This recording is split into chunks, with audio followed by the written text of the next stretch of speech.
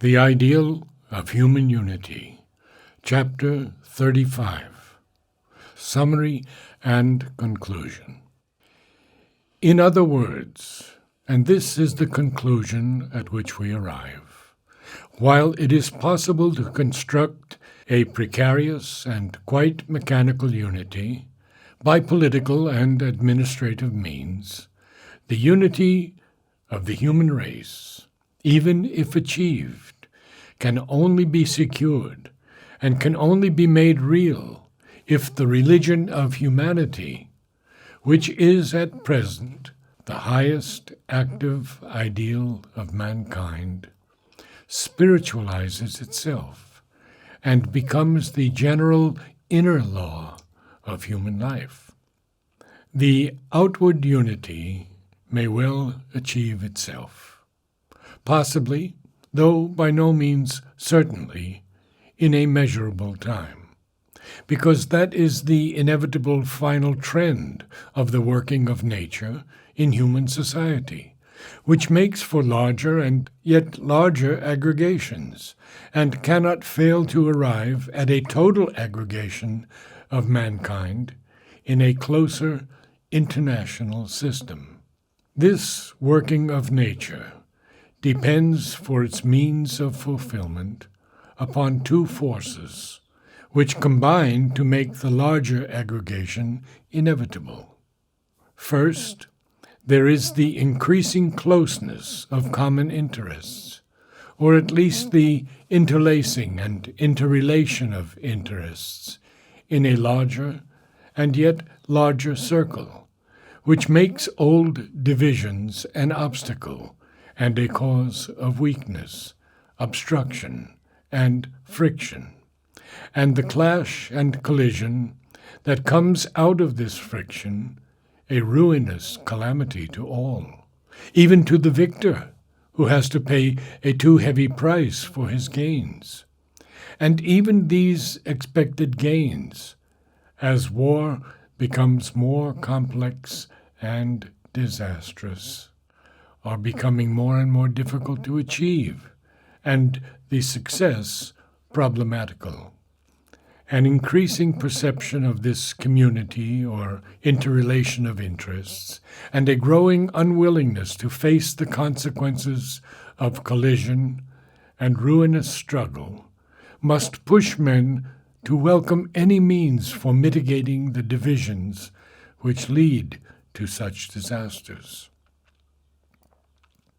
If the trend to the mitigation of divisions is once given a definite form, that commences an impetus which drives towards closer and closer union. If she cannot arrive by these means, if the incoherence is too great for the trend of unification to triumph, nature will use other means, such as war and conquest, or the temporary domination of the powerful state or empire, or the menace of such a domination, which will compel those threatened to adopt a closer system of union.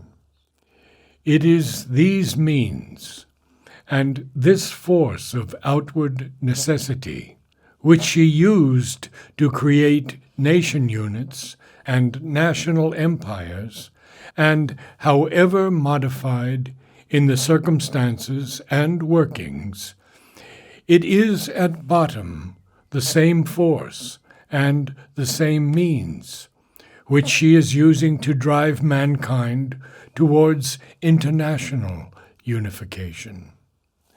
But secondly, there is the force of a common uniting sentiment. This may work in two ways.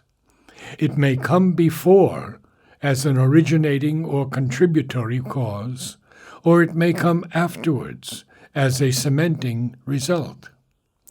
In the first case, the sentiment of a larger unity springs up among units, which were previously divided, and leads them to seek after a form of union which may then be brought about principally by the force of the sentiment and its idea, or by that secondarily as an aid to other and more outward events and causes. We may note that in earlier times this sentiment was insufficiently effective, as among the petty clan or regional nations.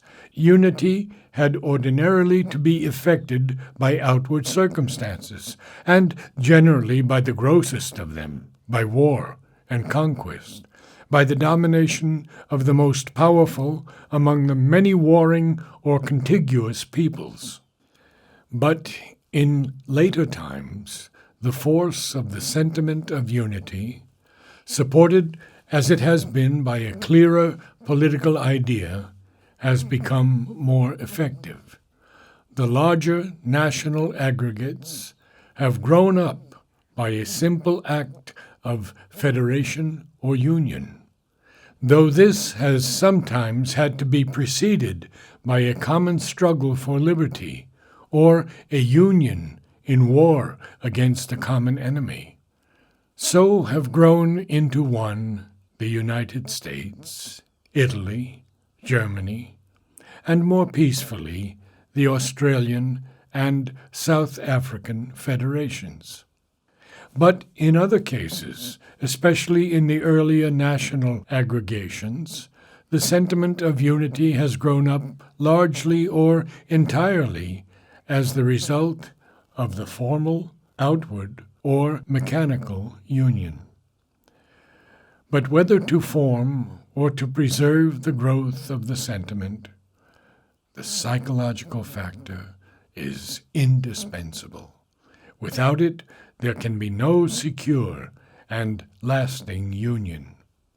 Its absence, the failure to create such a sentiment, or to make it sufficiently living, natural, forcible, has been the cause of precariousness of such aggregates as Austro-Hungary, and of the ephemeral character of the empires of the past, even as it is likely to bring about, unless circumstances change, the collapse or disintegration of the great present-day empires.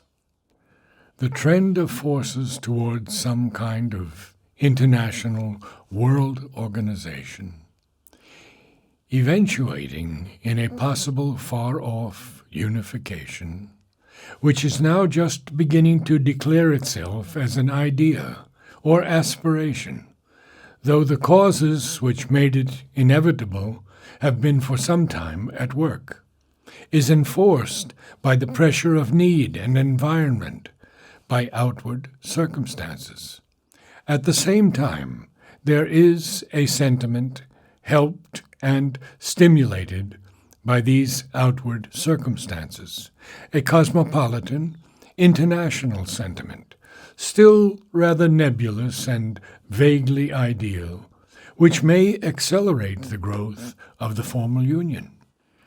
In itself, this sentiment would be an insufficient cement for the preservation of any mechanical union which might be created, for it could not easily be so close and forcible a sentiment as national feeling. It would have to subsist on the conveniences of union as its only substantial provender. But the experience of the past shows that this mere necessity of convenience is, in the end, not strong enough to resist the pressure of unfavorable circumstances and the reassertion of old or the effective growth of new centrifugal forces. There is, however, at work a more powerful force, a sort of intellectual religion of humanity, clear in the minds of the few, vaguely felt in its effects and its disguises by the many, which has largely helped to bring about much of the trend of the modern mind and the drift of its developing institutions.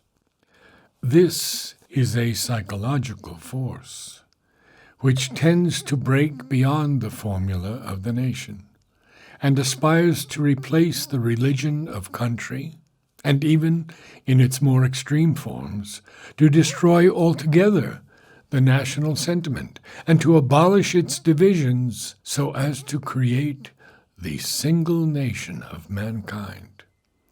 We may say, then, that this trend must eventually realize itself, however great may be the difficulties. And they are really enormous, much greater than those which attended the national formation.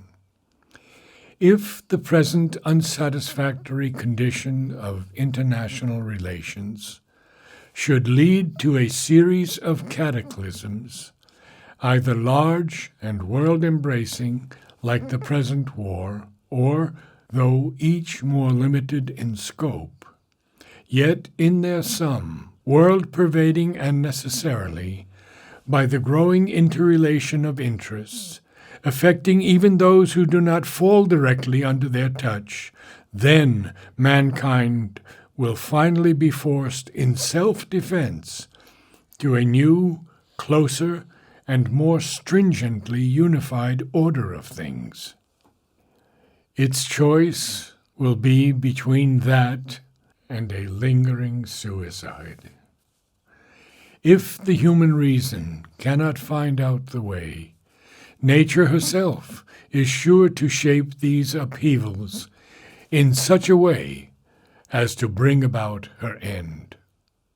Therefore, whether soon or in the long run, whether brought about by its own growing sentiment of unity, stimulated by common interest and convenience, or by the evolutionary pressure of circumstances, we may take it that an eventual unification, or at least some formal organization of human life on earth, is the incalculable being always allowed for, practically inevitable.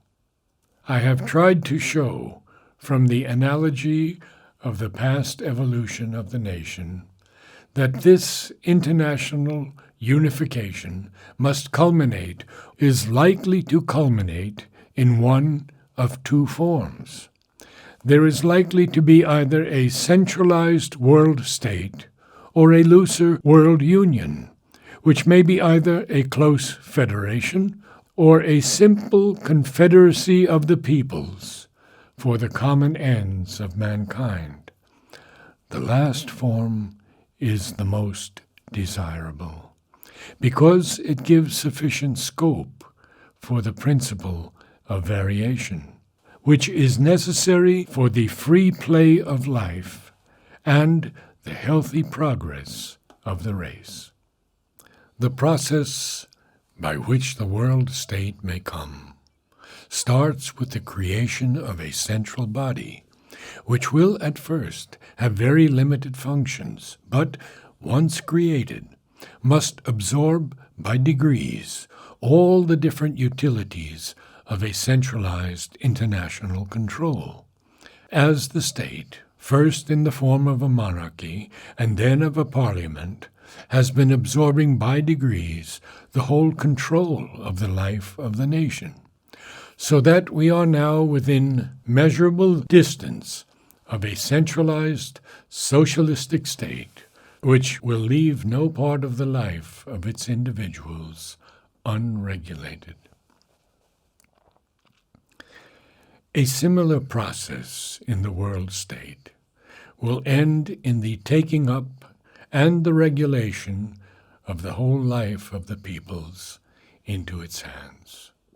It may even end by abolishing national individuality and turning the divisions that it has created into mere departmental groupings, provinces, and districts of the one common state. Such an eventuality may seem now a fantastic dream or an unrealizable idea, but it is one which, under certain conditions, that are by no means beyond the scope of ultimate possibility may well become feasible, and even after a certain point is reached, inevitable. A federal system, and still more a confederacy, would mean, on the other hand, the preservation of the national basis and a greater or less freedom of national life. But the subordination of the separate national to the larger common interests and of full separate freedom to the greater international necessities. It may be questioned whether past analogies are a safe guide in a problem so new, and whether something else might not be evolved more intimately and independently, arising from it, and suitable to its complexities. But mankind, even in dealing with its new problems, works upon past experience, and therefore upon past motives and analogies. Even when it seizes on new ideas, it goes to the past for the form it gives to them. Behind the apparent changes of the most radical revolutions, we see this unavoidable principle of continuity surviving in the heart of the new order. Moreover, these alternatives seem the only way in which the two forces in presence can work out their conflict, either by the disappearance of the one, the separative national instinct, or by an accommodation between them. On the other hand, it is quite possible that human thought and action may take so new a turn as to bring in a number of unforeseen possibilities and lead to a quite different ending. And one might, upon these lines, set one's imagination to work, and produce perhaps a utopia of a better kind. Such constructive efforts of the human imagination have their value, and often a very great value, but any such speculations would evidently have been out of place in the study I have attempted. Neither of the two alternatives, and none of the three forms considered, are free from serious objections. A centralized world state would signify the triumph of the idea of mechanical unity, or rather of uniformity. It would inevitably mean the undue depression of an indispensable element in the vigor of human life and progress, the free life of the individual, the free variation of the peoples. It must end if it becomes permanent and fulfills all its tendencies, either in a death in life, a stagnation, or by the insurgence of some new saving but revolutionary force or principle which would shatter the whole fabric into pieces. The mechanical tendency is one to which the logical reason of man, itself a precise machine, is easily addicted, and its operations are obviously the easiest to manage and the most ready to hand. Its full evolution may seem to the reason desirable, necessary, inevitable, but its end is predestined. A centralized, socialistic state may be a necessity of the future, once it is founded, but a reaction from it will be equally an eventual necessity of the future. The greater its pressure, the more certainly will it be met by the spread of the spiritual, the intellectual, the vital, and practical principle of anarchism, in revolt against that mechanical pressure. so too a centralized, mechanical world state must rouse in the end a similar force against it, and might well terminate in a crumbling up and disintegration, even in the necessity for a repetition of the cycle of humanity, ending in a better attempt to solve the problem. It could be kept in being only if humanity agreed to allow all the rest of its life to be regularized for it for the sake of peace and stability, and took refuge for its individual freedom in the spiritual life, as happened once under the Roman Empire. But even that would be only a temporary solution. A federal system also would tend inevitably to establish one general type for human life, institutions, and activities. It would allow only a play of minor variations. But the need of variation in living nature could not always rest satisfied with that scanty sustenance. On the other hand, a looser confederacy might well be open to the objection that it would give too ready a handle for centrifugal forces, were such to arise in new strength. A loose confederation could not be permanent. It must turn in one direction or the other, end either in a close and rigid centralization, or at last by a breakup of the loose unity into its original elements. The saving power needed is a new psychological factor, which will at once make a united life necessary to humanity and force it to respect the principle of freedom. The religion of humanity seems to be the one growing force which tends in that direction, for it makes for the sense of human oneness. It has the idea of the race, and yet, at the same time, it respects the human individual and the natural human grouping. But its present intellectual form seems hardly sufficient. The idea, powerful in itself and in its effects, is yet not powerful enough to mold the whole life of the race in its image. For it has to concede too much to the egoistic side of human nature, once all and still 9/10 of our being, with which its larger idea is in conflict.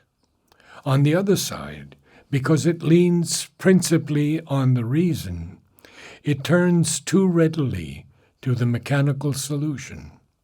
For the rational idea ends always as a captive of its machinery, becomes a slave of its own too-binding process. A new idea, with another turn of the logical machine, revolts against it and breaks up its machinery, but only to substitute in the end another mechanical system, another credo, formula, and practice. A spiritual religion of humanity is the hope of the future. But this is not meant what is ordinarily called a universal religion, a system, a thing of creed and intellectual belief and dogma and outward rite. Mankind has tried unity by that means. It has failed and deserved to fail, because there can be no universal religious system, one in mental creed and vital form. The inner spirit is indeed one, but more than any other, the spiritual life insists on freedom and variation in its self-expression and means of development.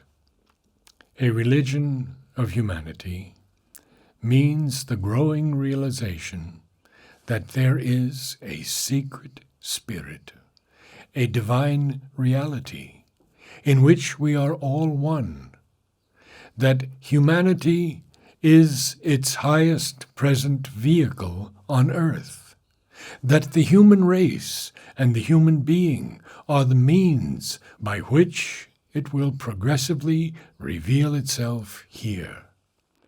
It implies a growing attempt to live out this knowledge and bring about a kingdom of this divine spirit upon earth. By its growth within us, oneness with our fellow men will become the leading principle of all our life, not merely a principle of cooperation, but a deeper brotherhood, a real and an inner sense of unity and equality, and a common life. There must be the realization by the individual that only in the life of his fellow men is his own life complete.